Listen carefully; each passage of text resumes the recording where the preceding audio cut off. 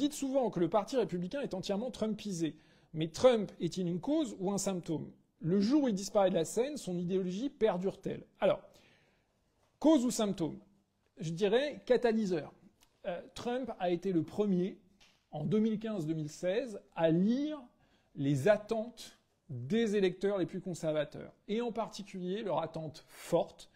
On le voyait dans les sondages sur la primaire de 2012, il y avait une grande partie de l'électorat des primaires républicaines, environ la moitié, qui pensait que les républicains n'apportaient pas des réponses assez fortes contre l'immigration clandestine, contre l'immigration irrégulière. Et Trump, vous vous en souvenez sans doute, dès 2015-2016, il en fait l'axe majeur de sa campagne. Le refus de l'immigration illégale, la nécessité de combattre l'immigration illégale et également de réduire les flux d'immigration légaux.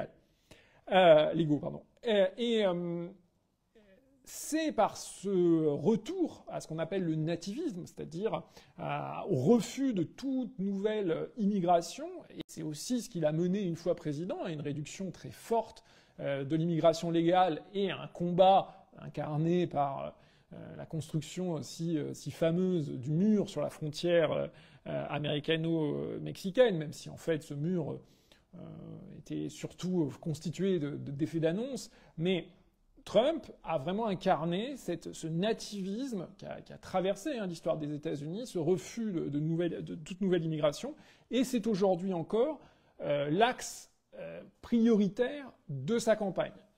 Il s'agit, Trump le répète discours après discours, de défendre à la frontière l'identité américaine en refusant ces nouveaux arrivants.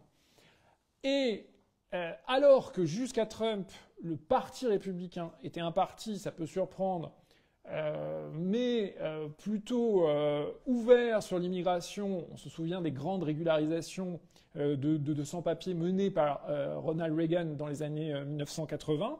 Eh bien, il a totalement renversé ce logiciel idéologique et il a fait donc du Parti républicain un parti nationaliste, nativiste, avec une dimension identitaire blanche très forte. Alors évidemment, quand je dis que le Parti républicain s'est trumpisé, ça ne veut pas dire que tous les républicains sont sur cette ligne-là. Bien sûr que non, on voit qu'il y a des nuances, on l'a vu par exemple ces derniers jours, je vous renvoie à l'article de ce soir sur les jours, on l'a vu avec Nikki Haley. Mais quand je dis le Parti républicain, c'est vraiment aujourd'hui, en 2024, la structure du Parti républicain. Pas plus tard qu'aujourd'hui, on a appris que la présidente du comité directeur du Parti républicain, du RNC, Ronna McDaniel, passe la main et démissionnera le 8 mars prochain pour laisser la place, selon toute vraisemblance, à une direction choisie par Donald Trump lui-même, une direction dans laquelle on comptera comme co-directrice sa propre fille. Donc, comment mieux incarner l'identification aujourd'hui totale entre le Parti républicain comme structure de pouvoir et Trump. Bon, c'est surtout ça qu'il faut retenir. Alors, évidemment, et c'était la fin de la question d'Augustin, est-ce que c'est appelé à durer? Alors, chez les jours, pas de pronostic, on laisse ça à nos amis turfistes, mais il faut quand même voir, et c'est ce qui est frappant aujourd'hui, c'est que Trump, c'est la grande différence entre 2024 et 2016, Trump, et on l'a vu en Caroline du Sud, est le candidat des élus, des cadres du parti.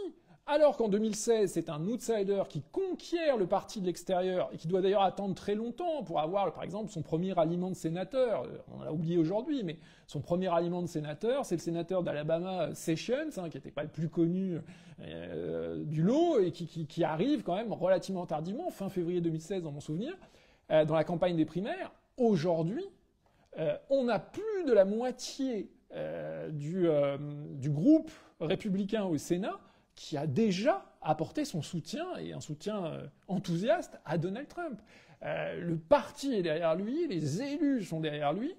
En ce sens, on peut penser que même si malheur devait arriver à Trump, il a quand même durablement converti la structure à ses idées.